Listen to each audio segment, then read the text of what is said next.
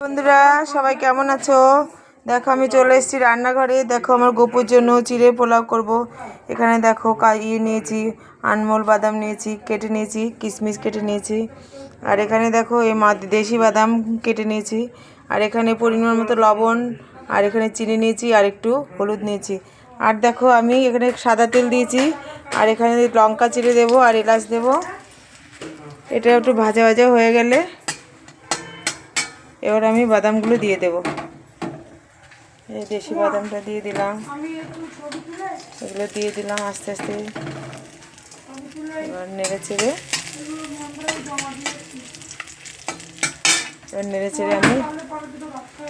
আমি চিড়েটা দিয়ে দেবো।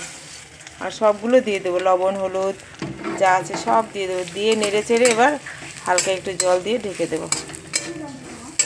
বন্ধুরা তোমরা অবশ্যই কিন্তু ভিডিওটা দেখো, একটু অবশ্যই চ্যানেলটা সাবস্ক্রাইব করো, সবাই পাশে থেকো, সবাই খুব ভালো থেকো। আমার গোপালের জন্য আমি চিড়ের ভোগ তৈরি করছি। দেখো আমি জল দিয়েছি, আর এখানে দেখো ফুটছে। এবার আমি ঢেকে দেব। এরপরে আমি একটু পরে নামিয়ে নেব। তোমরা অবশ্যই ভিডিওটা প্রথম থেকে শেষ অবধি দেখবে। একটু আঁচটা কম করে দেই।